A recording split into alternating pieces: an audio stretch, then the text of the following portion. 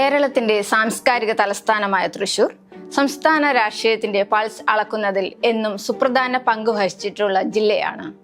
രൂപീകരിച്ച നാൾ മുതൽ ഇതുവരെ ഒരു മുന്നണിക്കും സ്ഥിരമായ ആധിപത്യം സ്ഥാപിക്കാൻ കഴിയാത്ത ഒരു സ്വിമ്മിംഗ് കൗൺസിൽ എന്ന നിലയിലും തൃശൂർ കോർപ്പറേഷൻ ശ്രദ്ധേയമാണ്.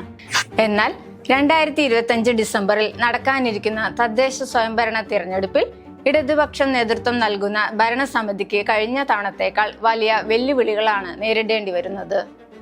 ഭരണവിരുദ്ധ വികാരം, BJPയുടെ വർദ്ധിച്ചുവരുന്ന സ്വാധീനം, നിലവിലെ കൗൺസിലിലെ അസ്ഥിരത എന്നിവ ഒരുമിച്ച് ചേരുമ്പോൾ കോർപ്പറേഷൻ ഭരണം നിലനിർത്താൻ ഇടതുപക്ഷത്തിന് ഏറെ വിയർപ്പൊഴുക്കേണ്ടി വരും.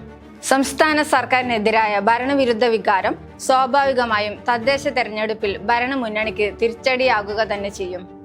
കഴിഞ്ഞ 5 വർഷക്കാലയളവിൽ കോർപ്പറേഷൻ കൗൺസിലിൽ ഇടതുപക്ഷം രൂപീകരിച്ച സഖ്യ സർക്കാരിന് കാര്യമായ നിലയിൽ ഭരണപരമായ നേട്ടങ്ങൾ ഉണ്ടാക്കാൻ കഴിഞ്ഞിട്ടില്ലെന്ന വിമർശനം ഇതിനോടകം ജില്ലയിൽ ശക്തമാണ്. UDF വിമതനായിരുന്ന AK വർഗീസിന്റെ പിന്തുണയോടെയാണ് ഇടതുപക്ഷം 2020 തൃശൂർ കോർപ്പറേഷൻ ഭരണം പിടിച്ചത്. മേയർ സ്ഥാനത്തിരുന്ന ഇദ്ദേഹം കോർപ്പറേഷനിലെ CPI-CPM കൗൺസിലർമാരുമായി നിരന്തരം തർക്കങ്ങളിൽ ഏർപ്പെട്ടതും ഭരണത്തിന്റെ കിട്ടുറപ്പിനെ പോലും ബാധിച്ച വിഷയമായിരുന്നു.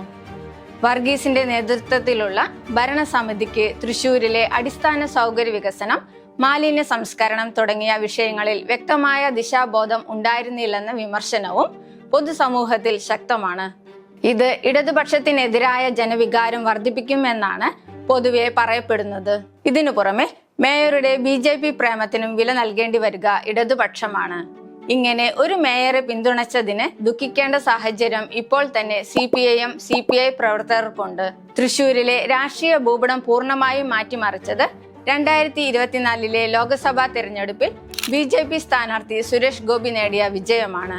ലോക്സഭാ തെരഞ്ഞെടുപ്പിൽ ഉണ്ടായ സുരേഷ് ഗോപി തരംഗം ആവർത്തിച്ചാൽ അത് കോർപ്പറേഷൻ തെരഞ്ഞെടുപ്പിൽ BJPക്ക് വലിയ ഊർജം നൽകും. 2015 2020 6 സീറ്റുകൾ വീതം നേടി BJP കോർപ്പറേഷനിലെ 3ാം നിർണായക ശക്തിയായി നിലയുറപ്പിച്ചിരുന്നു. ലോക്സഭാ തെരഞ്ഞെടുപ്പിലെ വോട്ട് വർധനവ് കോർപ്പറേഷനിലെ പല ഡിവിഷനുകളിലും BJPക്ക് വിജയം നേടാൻ സഹായമാകുമെന്നാണ് രാഷ്ട്രീയ നിരീക്ഷകരും വിലയിരുത്തുന്നത്. നിലവിലെ മേയർ MK വർഗീസ് BJPയിലേക്ക് പോകുന്നു എന്ന തരത്തിലുള്ള ചർച്ചകൾ പോലും നടക്കുന്നത് BJP ഇവിടെ ലക്ഷ്യമിടുന്നത് കേവലം കൗൺസിൽ അംഗങ്ങളെ മാത്രമല്ല, ഭരണം തന്നെയാണ് എന്നതിന്റെ സൂചനയാണ്. തദ്ദേശ തെരഞ്ഞെടുപ്പിന് മുന്നോടിയായി പുനഃസംഘടിപ്പിച്ച വാർഡുകളും ഇടതുപക്ഷം ഉൾപ്പെടെയുള്ള എല്ലാ മുന്നണികൾക്കും വെല്ലുവിളിയായാണ് മാറിയിരിക്കുന്നത്. പല സിറ്റിംഗ് കൗൺസിലർമാരുടെയും വാർഡുകൾ മാറിയതോടെ അവർക്ക് തങ്ങളുടെ സ്വാധീനം പുതിയ പ്രദേശങ്ങളിലേക്ക് വ്യാപിപ്പിക്കേണ്ടി വരും. മാത്രമല്ല, കോർപ്പറേഷൻ ഭരണം പിടിക്കാൻ ഇനി 56 വാർഡുകളിൽ 29 സീറ്റുകൾ വേണം. കഴിഞ്ഞ തവണ 24 സീറ്റ് നേടിയ ഇടതുപക്ഷത്തിന് 5 സീറ്റുകൾ അധികമായി നേടുക എന്നത് നിലവിലെ രാഷ്ട്രീയ സാഹചര്യത്തിൽ ദുഷ്കരമാകും. അത്തരത്തിൽ ജില്ലയിൽ ഇടതുപക്ഷം ദുർബലമാകുമ്പോൾ ഭരണവിരുദ്ധ വോട്ടുകൾ മുഴുവനായും തങ്ങൾക്ക് അനുകൂലമാക്കാൻ UDFന് കഴിഞ്ഞാൽ അത് ഇടതിന് വലിയ തിരിച്ചടിയാകും. സ്ഥാനാർത്ഥി നിർണയവുമായി ബന്ധപ്പെട്ട് കോൺഗ്രസിൽ തർക്കങ്ങളും രാജ്യഭീഷണികളും എല്ലാം ഉണ്ടെങ്കിലും വിജയ സാധ്യത ഇപ്പോഴത്തെ സാഹചര്യത്തിൽ UDFന് തന്നെയാണുള്ളത്. ഇടതുപക്ഷത്തോട് എതിർപ്പുള്ള വോട്ടുകൾ UDFനും BJPക്കും ഇടയിൽ വലിയ രൂപത്തിൽ വിഭജിക്കപ്പെട്ടാൽ മാത്രമാണ് ഇടതുപക്ഷത്തിന് സാധ്യതയുള്ളത്. അതുകൊണ്ട് തന്നെ തൃശൂർ കോർപ്പറേഷനിലെ പോരാട്ടം ഇത്തവണ വ്യക്തമായും LDF, UDF, BJP എന്ന് 3 മുന്നണികൾ തമ്മിലുള്ള ശക്തമായ ത്രികോണ മത്സരമായി മാറും. കേരളത്തിൽ നിലവിലുള്ള ഭരണവിരുദ്ധ വികാരവും സുരേഷ് ഗോപിയിലൂടെ BJP നേടിയ ലോക്സഭാ വിജയത്തിന്റെ ആവേശവും അനിശ്ചിതത്വമായ കൗൺസിൽ ഭരണവും ചേരുമ്പോൾ തൃശൂർ കോർപ്പറേഷൻ ഇടതുപക്ഷത്തിന് നഷ്ടപ്പെടാനാണ് സാധ്യതയെന്നാണ് രാഷ്ട്രീയ നിരീക്ഷകരും വിലയിരുത്തുന്നത്.